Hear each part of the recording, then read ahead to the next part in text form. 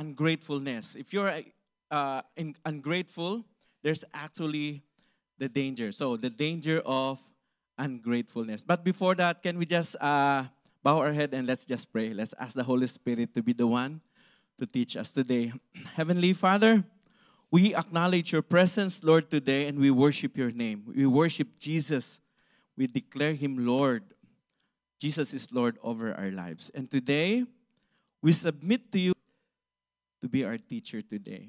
Speak to us, Lord, and give us the word that we need today.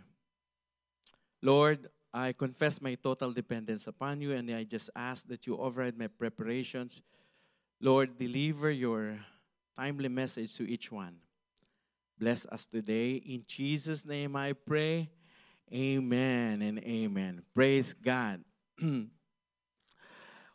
Well, there is something very tricky actually in our hearts that if we are not so careful, kung di tayo maingat, is going to actually destroy us. And this is called ungratefulness. In Tagalog, we have a word for that eh. We called it ingrata. Parang hindi maganda na. It's not so good for Filipinos to hear the word ingrata or ungratefulness. You see, there are times in our life that we pray for blessing. And sometimes we get used to blessing. Like when blessing becomes like normal because it's happening to you every day. And when that happens, it becomes something that we look as something that we deserve. Have you come to a point where the blessing that you're actually receiving becomes so normal that you consider it something that you deserve? Then, if that happens, we become entitled. And there's actually a sickness or a disease that is so dangerous. We called it entitleitis. You know what entitleitis is? So becoming so entitled that you no longer acknowledge the blessing that comes from God. Then after that, when that starts actually, when we become so entitled as away from God, even the joy that we already have, it starts to shrink or began. In the Bible, there are that we can see, even from the story of the Israelites coming out from Egypt, going to the promised land. They were so ungrateful. And even in the lives of one king in the Bible, in the book of Daniel, King Nebu, I would like to call him King Nebu, but his name is King Nebuchadnezzar of Babylon.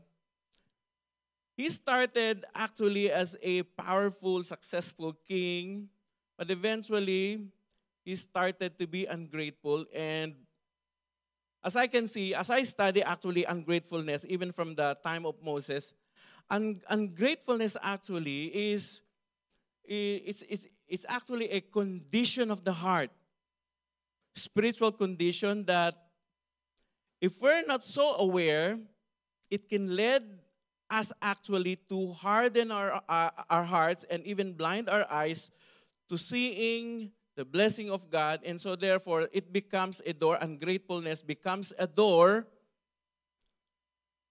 for us to have this pride and then eventually rebel. We are going to read the passage. Let's look at the passage. It's in Daniel chapter 4. Let's read the story. Yan. Beginning verse 28, let me read it to you and maybe you can just... All this happened to King Nebuchadnezzar, verse 29, 12 months later, as the king was walking on the roof of the royal palace of Babylon. He said, look at this. Is not this the great Babylon I have built as the royal residence by my mighty power and for the glory of my majesty. Continue, please. Even as the words were on his lips, a voice came from heaven. This is what is decreed for you, King Nebuchadnezzar. Your royal authority has you. You will be driven away from people and you will live with the wild animals. You will eat grass like ox. 7 times will pass for you until you acknowledge, listen to this, until you acknowledge that the Most High is sovereign over all kingdoms on the earth and gives to you anyone he wishes. Continue. Immediately, what had been said about Nebuchadnezzar was fulfilled. He was driven away from people and ate grass like ox. His body was drenched with the dew of heaven until his hair grew like the feathers of an eagle and his nails like the claws of the birds. At the end of the time, I, Nebuchadnezzar, raised my eyes towards heaven and my sanity was restored and I praised the Most High. I honored and glorified him who lives forever. His dominion is an eternal dominion. His kingdom endures from generation to generation. All the peoples of the earth are regarded as nothing. He does as he pleases with the powers of heaven and the peoples of the earth. No one can hold back his hand or say to him, what have you done? And at the same time, that my sanity was restored, my honor and splendor were returned to me for the glory of my kingdom. My advisors and nobles sought me out, and I was restored to my throne and became even greater than before. And last verse, now I, Nebuchadnezzar, praise and exalt and glorify God, the King of heaven, because everything he does is right, and all his ways are just, and those who walk in the pride he is able to humble. Our outline for today is very, very simple, 3R. Number 1, we are going to see the root of ungratefulness of King Nebuchadnezzar. Then secondly, we're going to see the consequences or the result of his ungratefulness. And lastly, we're going to look at the remedy. What is the remedy of ungratefulness? So let's begin with the root of ungratefulness. If we are going to look back at chapter 4 of Daniel, we will see that ungratefulness in here is an issue of the heart. And that's actually pride. You know what pride does to us?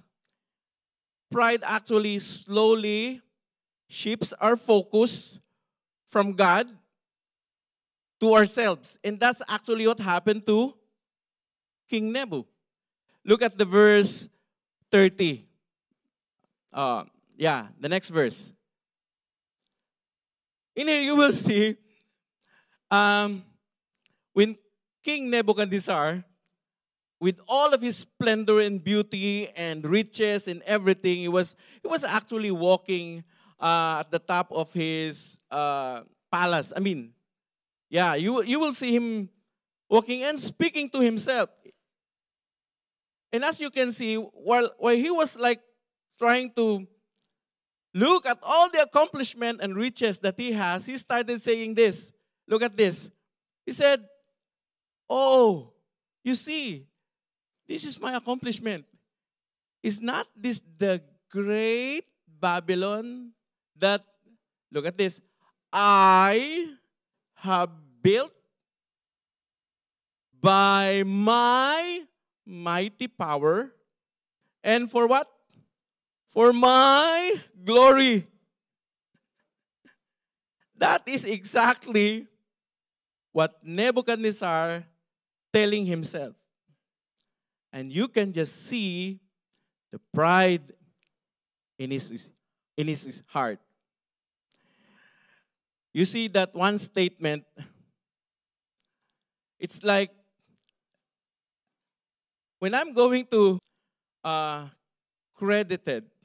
We take actually the credit that only God can do. So this is the same patterns actually that's happening today. What did King Nebuchadnezzar do? He actually was standing in the balcony and starting to admire everything. And instead of being grateful to thank God for what he has done, for what God actually gave him, he started to claim it by, he started claiming greatness for himself. And there he was like starting to actually have this uh, swelled, I can just imagine. Parang lumaki yung ulo niya. Actually, ungratefulness does to us. It shifts our perspective. From God's faithfulness, we look to our achievements. Instead of looking from God's grace, it's being shifted to our effort. We look at it as somebody that we do it, right? Our perspective is now shifting to our greatness.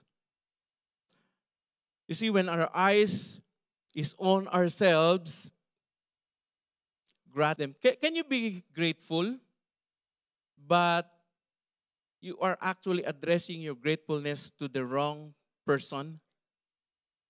Yeah? Yeah. And as I meditate on it, being grateful actually will only have value if you address it to the right person. Like for instance, if somebody did a good thing to you, but you think another person was not actually the person who did that good thing. If you thank that person, do you think that person will appreciate it? No, he's not going to appreciate it because you are addressing the wrong person. So gratefulness should be actually addressed to the right person. And may I tell you who that is? That is God. We should actually address our gratitude, not to ourselves, but first and foremost to the God who gave us everything. At the result. So the root of ungratefulness is pride. When we are prideful, when we like think of ourselves so big that God is no longer there, there's the problem.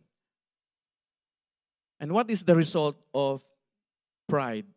It's actually us being humbling. Daniel chapter 4, verse 31 to 33, you will see instantly what happened just immediately, right after when King Nebuchadnezzar was rehearsing this, that I made this, for my glory. Instantly, you see this, even as the words, this is what is decreed for you, King Nebuchadnezzar, your royalty has been taken from you. I actually tried to picture or to see what's the picture of King Nebuchadnezzar. So what I did actually, I take some information from the Bible and I started to command it to an AI. Would you want to see the picture of King Nebuchadnezzar as illustrated by AI?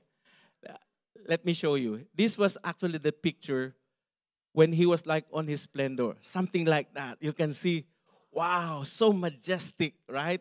So pogi, di ba? And at the back, yeah, that's the kingdom. You see, if you're like that, wow, it looks like this person, like even his presence, like already commands you, right? But you see, as he was like standing and rehearsing or telling himself, this is for my glory, this is the great Babylon that I have built. That time, that very time, a voice from heaven declared a royal authority that's going to be taken away from him. Eventually, he would live like an animal. He's going to lose everything until he recognized God. That was actually what the angel said. And I also prompted, like, during the time of Nebuchadnezzar's humbling, I tried prompting also AI, what happened to him? Would you also want to see what happened to him? Like the illustration of an AI? Let's show the picture. This is what actually happened to him. Nebuchadnezzar's fall was dramatic. It was also purposeful. It was so humbling, but you see, that humbling, that the time of humbling actually eventually brought Nebuchadnezzar to a right perspective. But let's just see what are the things that he lost during that time. Number one, he lost the loss of clarity. Nebuchadnezzar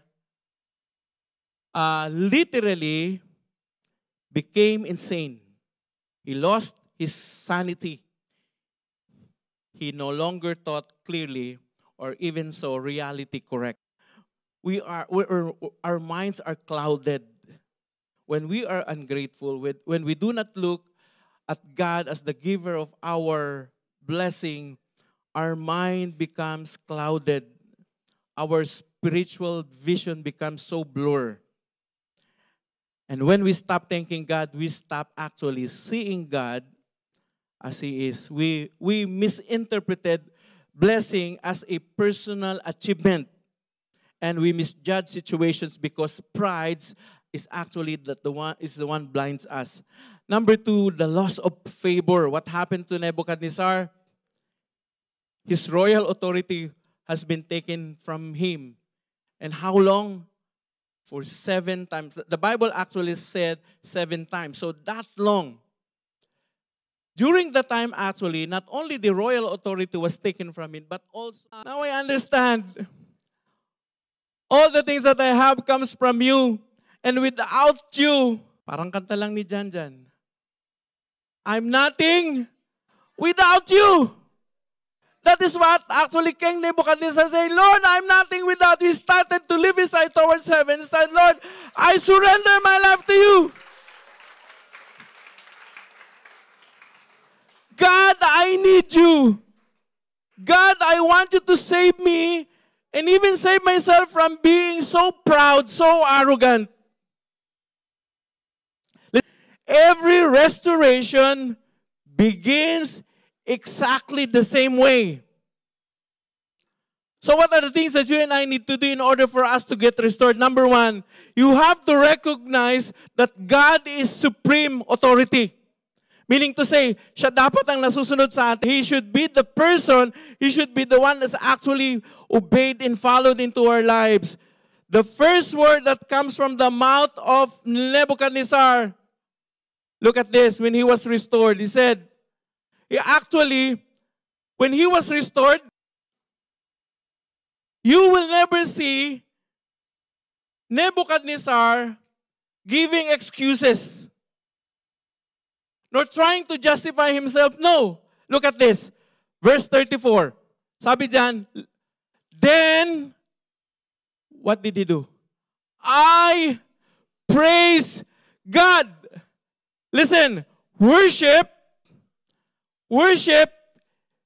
is an ultimate expression of our gratitude to God. That's why whenever you come to church, you should seek to worship God. Because in that way, we're actually acknowledging Him. We are so grateful to Him. We praise Him.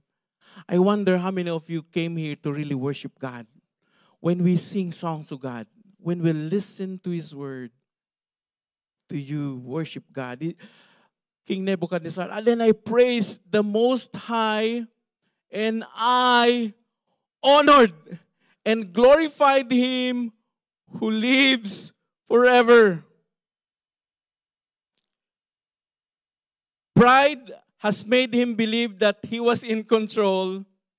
But listen to this. Gratitude brought Nebuchadnezzar back to the truth that God rules, God reigns, God is sovereign, And God is above all kingdoms and all kings. You see, redemption begins when we put back God to where He belongs. And where is that? On the throne of our lives. Another thing that Nebuchadnezzar did, he admitted his personal limitations. Look at verse 25. All the peoples of the earth, he started recognizing that. He said, all the peoples of the earth are regarded as nothing. He was telling, I'm nothing, Lord. I'm nothing without you talaga. No one can hold back his hand. This was actually a radical shift. The man who once said, look at my accomplishment, my majesty. And eventually, he was starting to adapt. I am nothing. I am nothing. You see, humility does not mean that you are worthless. No, it doesn't mean like that. But humility and is when you start to know that you are not God. And that there is somebody up there, our God, who controls everything. So Nebuchadnezzar started confessing, I am not in control, I am not the center of the universe, and I am not the source of my success, but rather, he started to be grateful to the one who gives it.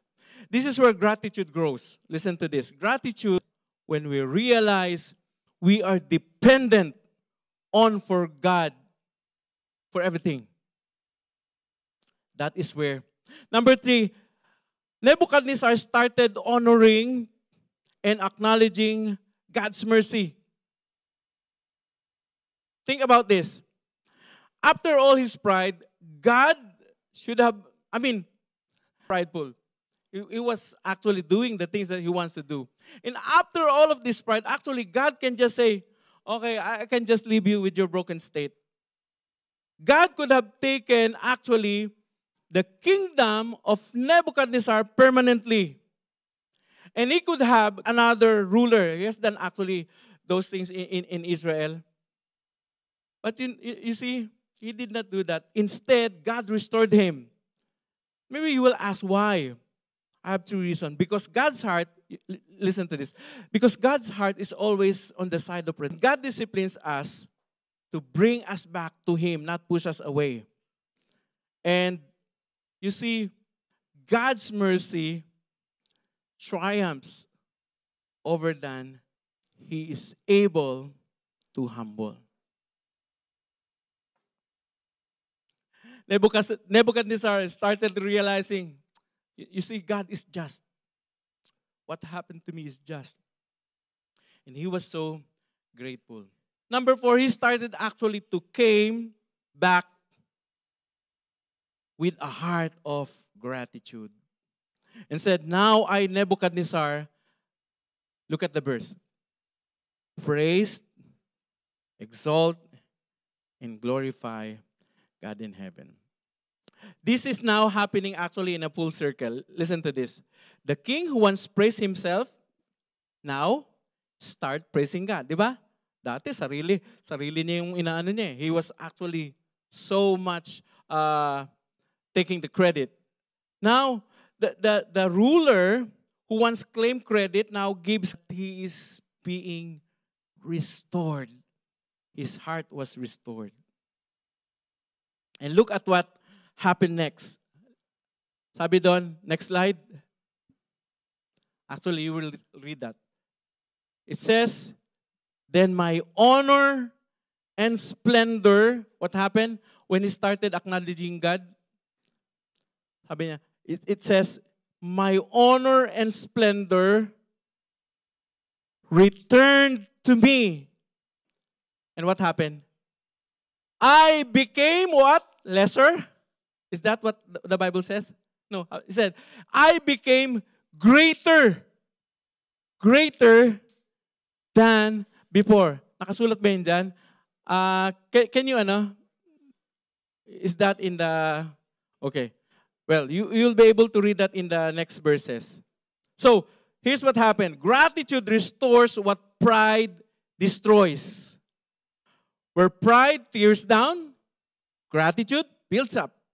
Where pride blinds, gratitude opens the eyes. Where pride isolates, gratitude reconnects. What is the remedy for pride? Acknowledging God, being grateful to God. Now, very mabilis lang. So, why do you and I need to practice being grateful? 4 things. Number 1, because being grateful keeps my heart from growing hard. Parang ano yun eh, English ng Pinoy kasi yan, sorry. I mean, it makes your heart tender. Number 2, gratitude reminds me personally that everything comes from God. Number 3, gratitude helps me grounded. When you are so grateful to God, you are grounded. And I tell you, you will avoid spiritual collapse. And number 4, when you and I are grateful, it has a way of bringing back what we have actually lost during the time of our discipline. So let me suggest to you practical application. How am I going to apply it? How are you going to apply it every day? How are you going to avoid pride in your life? Number 1, practice daily thanksgiving, even in small things. Number 2, speak gratitude. You will know that you are ingrata. You will know that you are ingrata or ingratitude. You have ingratitude if you are so, Tagalog, mareklamo. Pag mareklamo ka. No, instead of being mareklamo, you have to speak gratitude. Be thankful. Number 3, resist pride immediately. Instead of saying, this is what I did, this is what I've done this is my, normally this is what we do. This is my work, this is my group, this is my people. Instead of saying that, let's go back to acknowledging that all of these things are from the Lord's working, the Lord's doing. Number 4, we have to acknowledge God in all of our successes. Thank Him. And by the way, if you are thankful, may I encourage you to say it aloud and allow others to hear it. Okay? Allow others hear it. Because how can I appreciate your being thankful if I do not hear it, right? So we have to say it. And number 5, we have to stay humble before God. In closing, may I call on our praise and worship team. Nebuchadnezzar has learned the hard way that pride blinds, but gratitude restores. When he lifted his eyes to heaven, everything changed. Because his lifting of his eyes towards God symbolizes him to humble down before God, acknowledging God's hand in his life. Now, may I encourage every one of you, choose gratitude.